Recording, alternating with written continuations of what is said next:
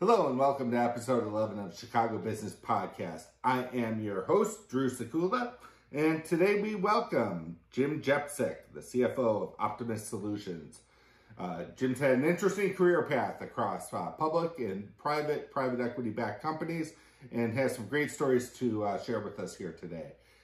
He has been recognized as CFO of the Year by the Chicago chapter of Financial Executives International, and he's had a long and storied career that he's happy to share with us today. So thank you for listening, and please enjoy the show.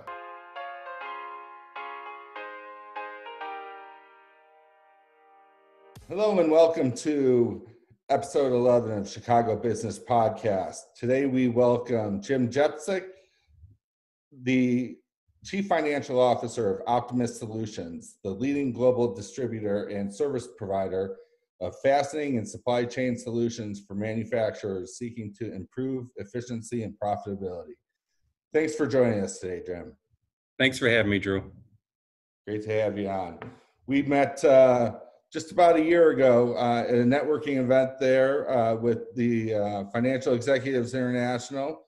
It was actually a fun golf event. And have seen each other a few times since then in different networking activities. So, but unfortunately, not recently. So, nice to see your friendly face, and hopefully we'll be able to get together in person soon. Absolutely, it certainly is a different world than the last time we saw each other. So, hopefully one day soon we'll be able to do it again. Yep, sounds good.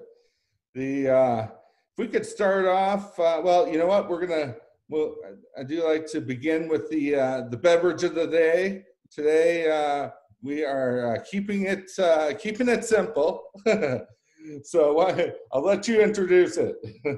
This is I believe it's a Nestle, whatever the brand name is, of water. Nothing simple. I like to stay hydrated during the day, so this is probably number 7. And it's my drink of choice during the day. Yeah, me too. So drinking water here and enjoying it. It's been trying to drink more of it.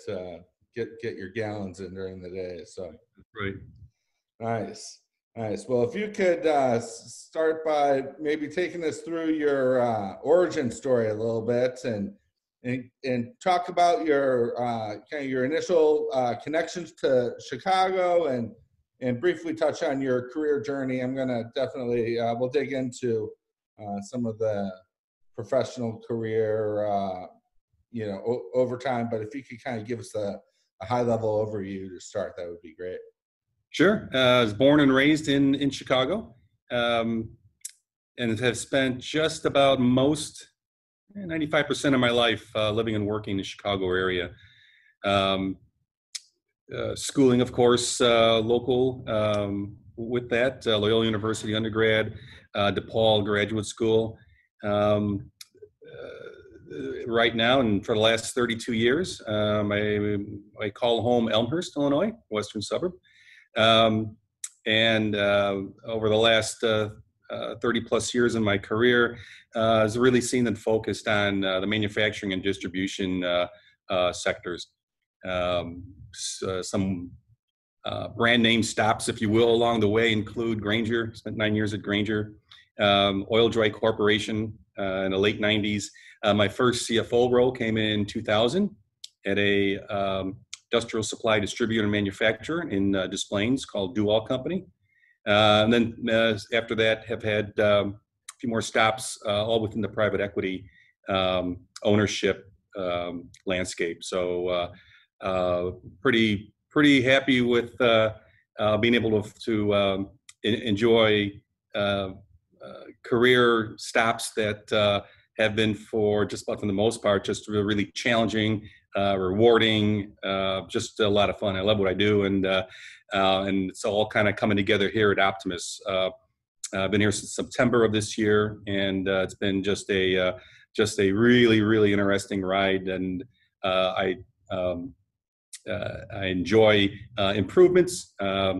mentoring teams, developing teams, coaching teams, helping businesses achieve maybe something they thought they couldn't achieve before. And certainly there were a lot of successes even in the first few months, I have to say, myself and the team here at Optimas, until a little roadblock called COVID-19 popped up in late March. Right. I thought I heard you say September of this year, but obviously it was September 2019, right? It was, yes, for sure. Just throw me for a little loop there. But yeah, that's great in terms of the how things are going there at with your current stop. The with that progression that you've seen kind of over time, then you obviously, I was doing a little research, and looks like did you start in internal audit and then moved in through controller roles, or what? Yeah, kind of take us through a little bit more details on that progression. Yeah, absolutely. So that was my start in internal audit back in the early 80s. CFS Continental, which was a pre-acquisition of Cisco Foods. So I started there, worked for internal audit a couple years, just got a really good feel for the business. It was food service, distribution, manufacturing. An opportunity arose in mid-80s to kind of get my first shop, if you want to call it that. And I took a role as plant controller in Fresno, California. So that was really exciting to set up cost accounting systems there. And if you're somewhat of a nerd number when it comes to manufacturing metrics, it was a perfect role, and I really enjoyed it. Did a good job. Was promoted then into a divisional controllership in Orlando. Spent another year there, and then returned home, where after a stint with Sergeant Welch Scientific, I was fortunate enough to land a role with Grainger, and had a nice long run there. Just met some lifelong business associates, friends, learned a ton. As I mentor people, I always try and tell them, if you have the opportunity, you should always try to get a role in a world-class business such as Grainger. That'll help you a lot when you're in something other than a world-class situation, to know what you have to work towards. So really excited about my time at Grainger. Grainger, very big, very successful, large number of CPAs. I decided I wanted to kind of branch out a little bit more and then have the lead role in on the accounting side within a publicly traded company. So was fortunate enough to get a role as VP Corporate Controller at Oil Dry Corporation of America, located in the Wrigley Building in the city. Just a terrific organization, great team, great ownership, publicly traded, but most of the shares were held by a family, and can't say enough great things about the role there, how the ownership group managed and encouraged and motivated the employees. It was a great learning experience from that experience, from that perspective, I should say, as well as it was from just the educational knowledge that I picked up with multi-plant manufacturing environment, as well as at SEC reporting. So it was a great experience. Again, had how these things happen. You get a phone call one day, and kind of the dream would always be to be a CFO. And my first opportunity to do so was in 2000 with, as mentioned before, Dual Company, a kind of leading distributor of industrial supplies, mainly within the cutting tool environment. They were located at the time. They were located in Des Plaines, I believe. Then they're Wheeling now, and again, just had I guess to sum it up in one word, the buck stops here. It's one of the first things I learned as CFO. There's no one to take your problems to. You've got to, for the most part, solve them on your own. And so it was important to make sure I had a good team surrounding me, and building that team at Do-All was probably one of the most important things, and a great lesson that I learned, but how important that was to make sure you've got the right mix of people supporting you. After 5 years there, I was interested in the private equity side of ownership. Having been through publicly traded companies, family companies, so that I'd give the private equity world a spin. And it was again, you think you get to a certain point in your career, and you're pretty comfortable in knowing just about all you need, but in certain situations, certainly any liquidity challenge business, really important for you to have a solid handle on cash, right? And so that was the big learning exercise that I went through while at my first private equity stop. Just a great company, another excuse me, great ownership group. And unlike maybe some of my peers working in more, let's just call it structured corporate environments, the balance sheet became very, very important, as anyone who's walked down that liquidity path, and certainly people in the last few months have been there as well. Right. To know how important it is to not only obviously to acquire cash and keep cash, but to measure it. And the concept of a 13-week cash flow, which up to that point in time really hadn't been on my radar screen, popped up big, and it popped up very significantly. So I urge, as I talk to my peers, even if you don't think you need one, it has to be kind of a piece of fundamental building block of your total metric performance dashboard, if you want to call it that. And just the exercise of building one just creates a lot more knowledge about where the inflows and outflows of cash. The cliche, cash is king, obviously is true. And the more you're on top of it, the less likely bad things will happen. Let's just put it that way. So yeah, there's a lot of companies that learn the lesson the hard way. I imagine out there with what we've gone through. I mean, I guess you have the exercise of having done it, but there's also a difference between having a process in place and then. One thing about projections is that they're always going to be wrong though too. You can get them close, but they're not going to be right on. But certainly the companies out there here recently that had those processes in place were much better positioned to withstand. They know where the money is coming from specifically, as opposed to scrambling. I know that I had lived some of the pain of that in a prior cycle with a particular business, and it was definitely challenging. It was a smaller business. We didn't have that process in place, and when one of our revenue sources had dried up for an intermittent period of time, unexpectedly, we were sent scrambling there for a little bit, and so I've seen that in action in a few different scenarios in terms of the need for that. But in private equity, it seems like there's especially a focus on that. Has that been? Is that generally because of the leverage that's involved, or why do you think, or is it just a more refined set of metrics that they're working with, or why do you think private equity has a specific focus on that? Yeah, so I think a couple of reasons, and you hit the nail on the head. Certainly, the leverage aspect has a lot to do with that. Sometimes there's things that are a little bit tighter. You're usually working in a asset-based lending world. But what I said earlier too, I think is important. I think the equity sponsors would agree. You have more control, and the more knowledge you have about where cash is coming and going. The more you can do that, the more you can be, master of your own destiny, so to speak.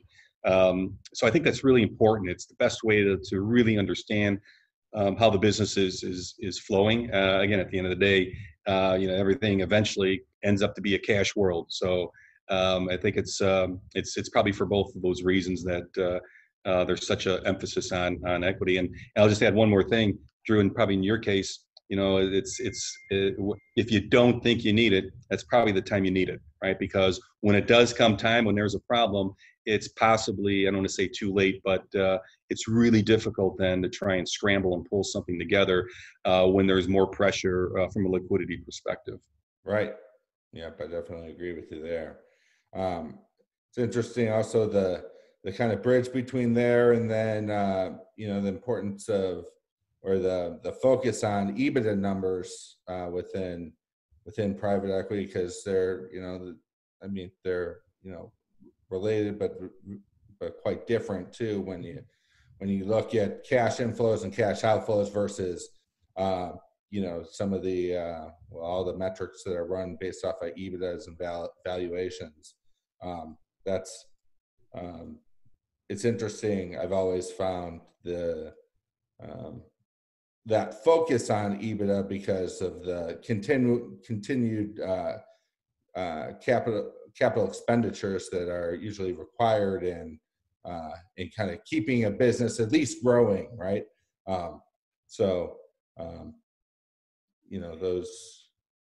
There's not necessarily a one-to-one bridge there, but separate set of metrics that obviously get a huge amount of focus, from the private equity firms, probably more so than what you might find in more in a family-owned, closely held business, or in public is maybe somewhere in between. Is that for sure? Yeah, absolutely. Yeah. Obviously, 13-week cash flow in my mind is number one on a list. EBITDA is another measure, but as you pointed out, it doesn't pull in all aspects of cash. And then there's, of course, net working capital, how you manage your inventory, receivables, payables, depending upon the nature of your business. Incredibly important. An EBITDA number may be acceptable, but if it comes to the cost of too much of a use of net working capital, perhaps the investment or that customer may not be as attractive as you think it is. And as part of your dynamic to get to an exit point that really maximizes the multiple values that the ownership would like to get to, 2.5, 3 times invested capital, something in that range. So there's some really key things to keep an eye on that just don't get measured with EBITDA. Although obviously as a proxy for cash flow within a P&L, it's probably the best tool out there. Mm-hmm. Right. So what other observations do you have about the differences in working between the kind of the 3 different groups there? With we've talked a good amount about private equity, but your experience with family businesses and in the public corporations, I guess. Public, obviously, you get I'll let you answer the question. So there's of course all 3 kind of different dynamics. I'll just say, and I've worked for more than 2 family companies in my experience, and I always tell people the good news is I work for a family-run company. The bad news is I work for a family-run company. It can cut both ways, and I've seen it both. And I mentioned that example of in the late 90s with Oil Dry. That's the good way, all right? When there's that inherent desire of every single person working for the family to execute, do their job, to maximize their contribution, almost just as much to the benefit of the family that owns the has invested the capital, as much as it is for yourself. When that happens, you really have a really good structure in place. And that probably goes for any good manager as well, right? The ones who elicit that type of commitment from their employees, that type of leader, that is usually the most successful. Not an easy thing to do, but that's kind of the similarities in between, I would say, family-run business and maybe just a normal corporate role where there's a number of different managerial levels at play. publicly traded, and actually at Optimas, we're kind of quasi. We have some public debt, and it's just a little bit different approach animal. It's a little bit more focused on non-EBITDA drivers. Let's put it that way.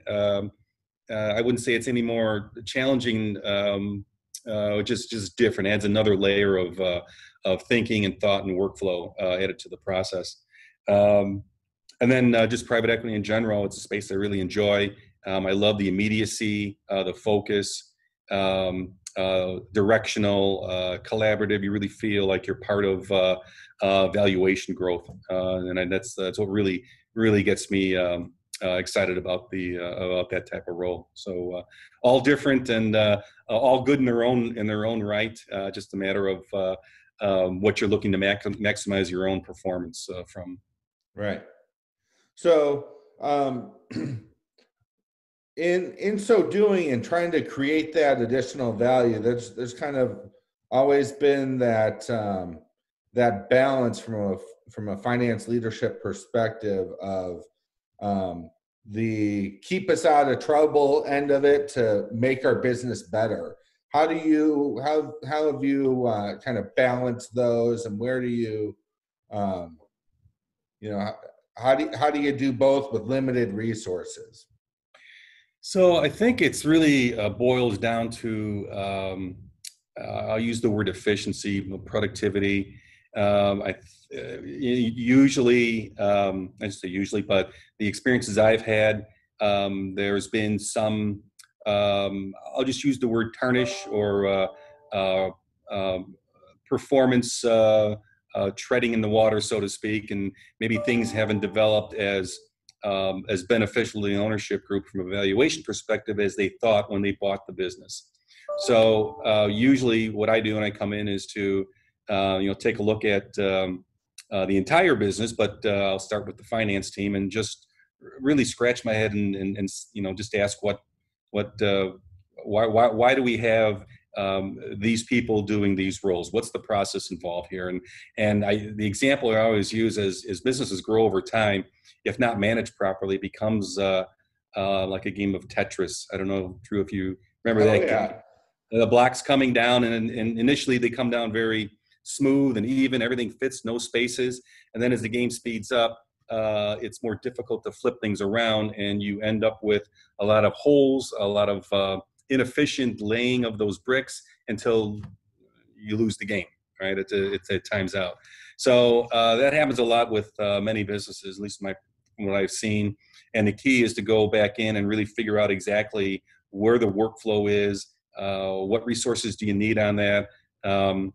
If you've got 3 people working at, let's say, maybe 60% of their potential capacity, let's put it that way, does it make sense for that to happen? Are there process impingements that can really make that 2, and the third person can have an opportunity to be used as a resource somewhere else in the business? So that's really the first step. Once you get the lay of the land and understand the what's driving the activities within the organization, and that's when kind of the interesting things start, and that's when you start seeing the aha moments on people's faces when they realize that what they've been doing all along, someone else across the hall was doing, kind of repeating their work for no apparent reason other than they didn't know that they were doing the same work. So, and I've had a few examples of that, as well as some other, let's just call them redundancies in my experience. So just that really kind of roll up your sleeves and peeling away the onion layers. Because when you don't do that, that's when that Tetris game gets out of hand, and you don't really fully leverage the most important asset that you have, the people at your organization. You're not able to leverage them and what they can contribute to the business as well as you should be able to. Seems like that's a big piece of what you guys do there at Optimas Solutions as well, right? You have kind of multiple layers to the business, but you're a big manufacturer as well as driving efficiencies out of. I'll let you explain it, but in the research I was Sure. doing, it looked like there was a fair amount that profit enhancement and work going on as well? Yeah, absolutely. So we do manufacture, although we're primarily a distributor. We have a manufacturing facility in Wooddale, Illinois, and then one in Barton in the United Kingdom. And you're correct. That's what we bring to the table, especially for some of our large OEM customers. We serve companies like Navistar and Cummins Engine and Paccar, Jaguar Land Rover, Ford in Turkey. And what we do is to help those companies get even more efficient, as good as the job is doing, help them get more efficient on their shop floor and their production facilities. And we do that by embedding our own people, helping them manage their own inventory, VMI, vendor managed inventory, and literally. And these aren't clerical people; these are engineers we have in house helping the team, the customers' teams.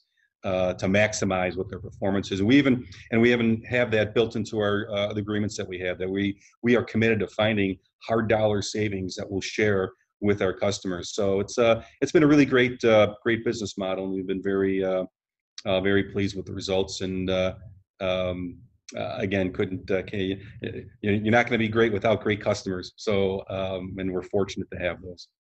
Right. Yeah, that's seems like it's ever more important driver of business results that we have these days, in terms of just trying to drive the efficiencies out. I guess it's always been important, but never more so than now. What other kind of innovation trends are you seeing out there, both with the business and well, more with respect to the business than, but you can also touch on within finance as well.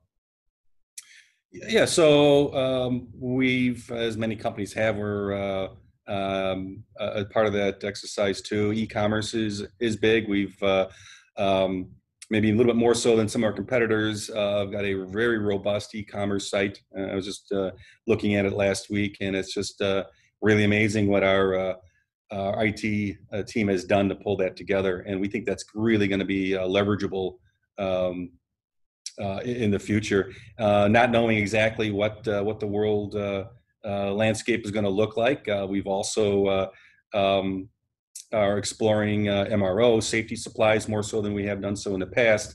And I think given our platform, our breadth of resources and talents, engineering team and sales team, I think that's going to be a big opportunity for us to grow in the future. On the finance side, we have plans to launch a new ERP already. The groundwork's laid, already having preliminary meetings. So kicked off last week, and I would say for the next year and a half, that's probably our goal, what we want to try to get accomplished. So it's we have multiple systems scattered across the globe. We operate in 15 countries. Some of those countries have multiple ERPs in and of themselves. So it's going to be great to be able to for everyone to be on the same platform, work together, collaborate together, regardless of what country they're in, what time zone they're in. So I'm really looking forward to that. I think that's going to be a big benefit to us going forward as we look to continue to maximize our valuation. Yeah, that's a huge project for you guys, I'm sure. Are you? How much of that are you doing in-house versus bringing in outside folks to help with the migration? Yeah, so most of the work will be done in-house. We do have a group coming in to help us with the planning, some of the execution. We're not doing it complete, everything from quote to cash all the way to the end target. But all the key elements, particularly on the finance side, will be part of the new ERP. Yeah, well, that's plenty to bite off over 18 months. That's usually pretty quick when you but I'm sure the process for that started quite some time ago. It did, yes. So maybe we can move on to a little bit and talk about how the pandemic and COVID-19 has affected your business. Yes, I don't know how many times I've used the word unprecedented, like everyone else has. I'm sure you have, Drew. Just, this goes without saying. Never would have thought that we were going to be in a position that we were in. And I'll be honest with you, I think the reactions that we took in collaboration with our ownership group were swift. They were impactful. And I'm not just saying this, but I'm just really pleased with the way, all things considered, how it all played out. We immediately jumped on a number of different initiatives to make sure that our strong liquidity position was secure. It was a great collaboration from our credit partners, and probably the wild card there that was I wasn't exactly sure how that was going to go is obviously we were on quarantine, stay at home. This is a relatively new management team, so we really didn't have a chance to have a long runway to work together when we found ourselves all apart. And I just can't impress, as I said, our ownership group, but also our CEO TJ Rosengarth, who's just been really excellent in keeping the band together and playing the instruments all in harmony as much as we could. My team, again, after perhaps the first week to 10 days of just trying to figure out how do we communicate with each other. And I'm very much I would just call it a water cooler guy talk type of guy. So I really enjoy just walking past someone's office, poke my head in there, start talking, see how things are going, and you learn, right?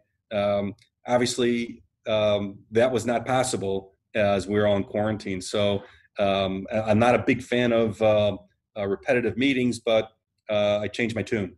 And every day, 11 o'clock in the morning, and that's with half my team here in the U.S., half the team in the U.K., we would have a meeting. And that meeting sometimes was nothing more than me just updating him from what I knew, what was going on, to maybe a full-blown hour and a half discussion about how do we improve, how do we get better, how do we get the flow of information from the U.S. side to the U.K. side, from the FP&A side to the Treasury side. So it was a new way of managing for me. And I think talk about an old dog learning new tricks. It was definitely an eye opener, and one that initially I wasn't quite sure how successful it was, but after about the fourth or fifth week into quarantine, one of our UK employees said that she's never felt more connected, and she's been at the company for a long time. I've never felt more connected than I've been within the last 4 or 5 weeks. So big learning lesson for me, for everyone, and to this. It's one of the things we've carried over now that we're at least in the U.S. we're back together, all in the office here in Glenview. It's been a real, I said eye opener before, but it was just really a very positive movement towards how to manage when maybe you aren't all in the same room together.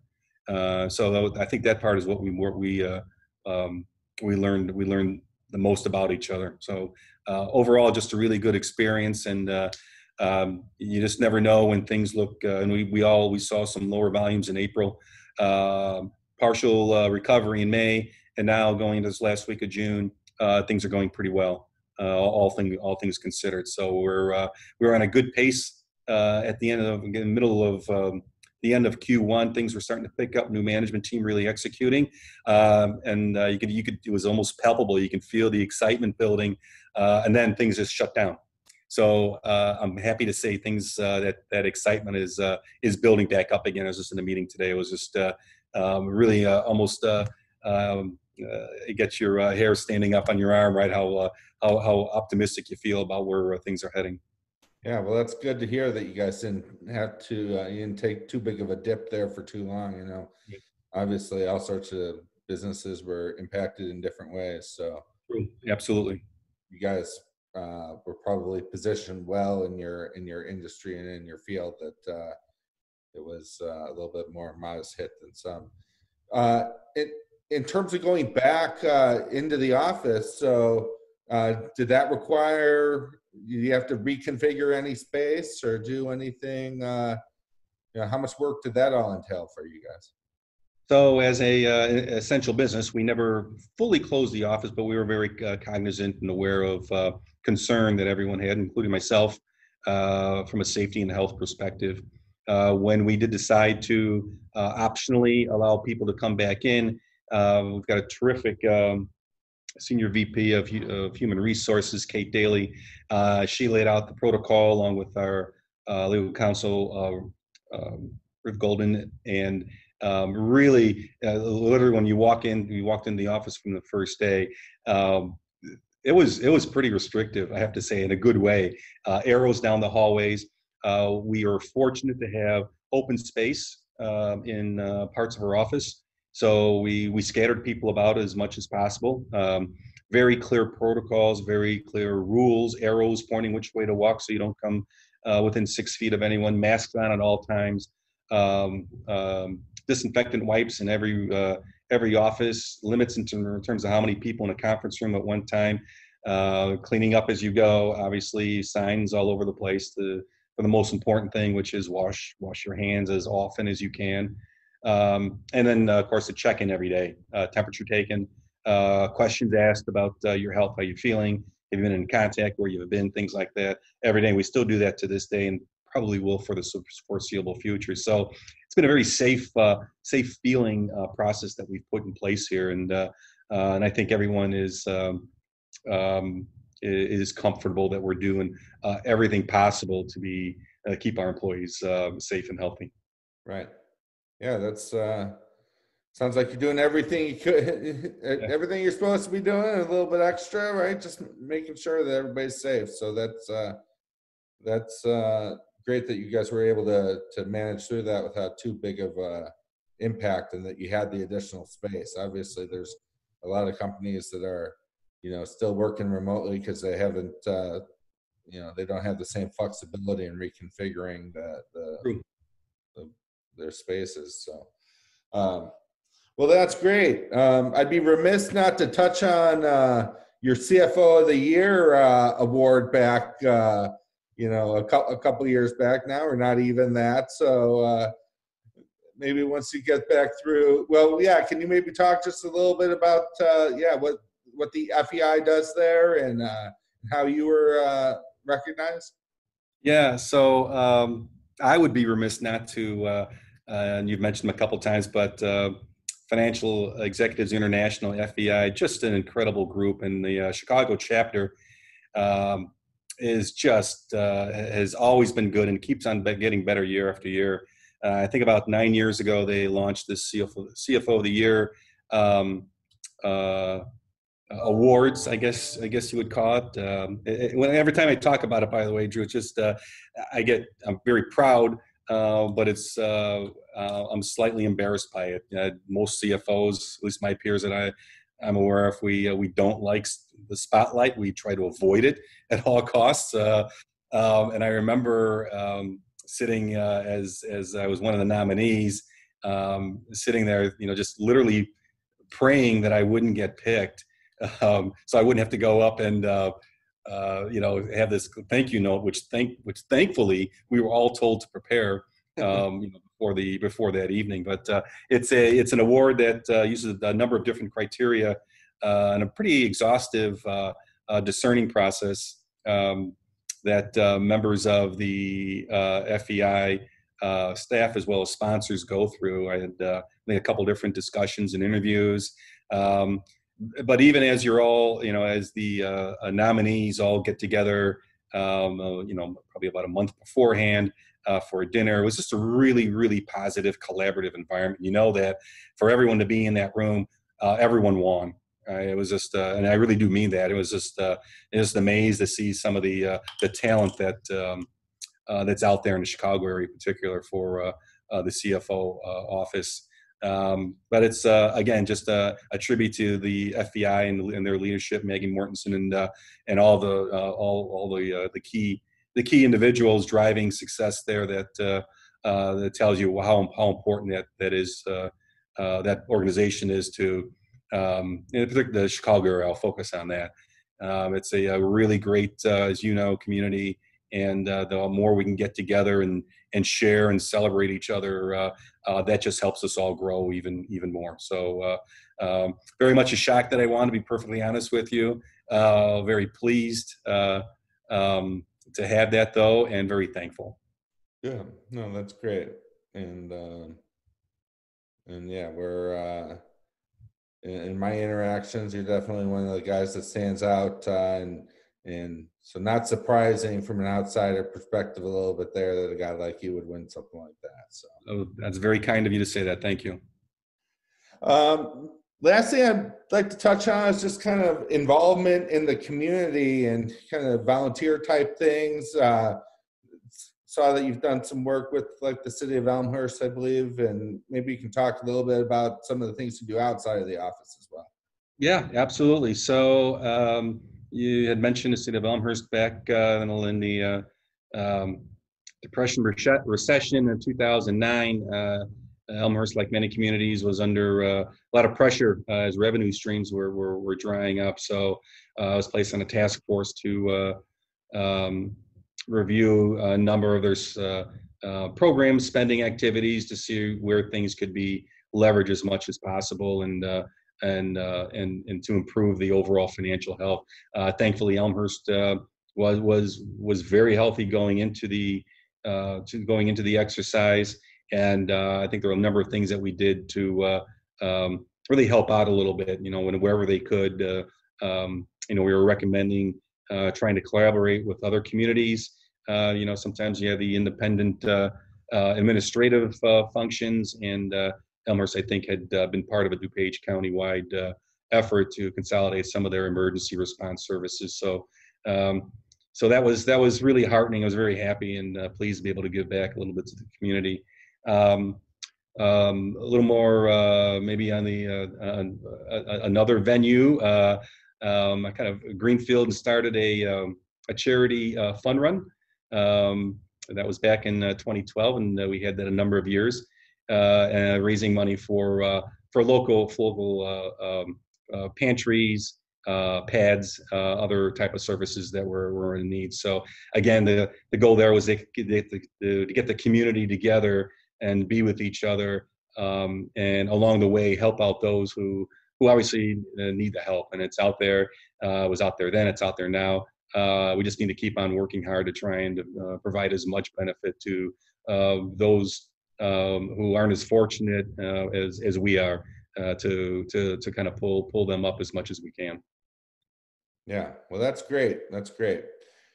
Well, thank you so much, Jim, for sharing your story with us, and I really appreciate your time. And with that, I think we'll go ahead and bring it to a close. So. Great. Well, thank you, Drew, and love the podcast. I was listening to a number of them, almost through all of them, and just very enjoyable. And thanks for bringing all those unique stories to everyone's ears. It's very helpful. Thank you. Yeah, that's good feedback. I appreciate it. All right. Well, have a great rest of the day, and we'll be in touch. Hope to see you soon. Great. Thanks, Drew. Same to you. Yep. Take care. Goodbye.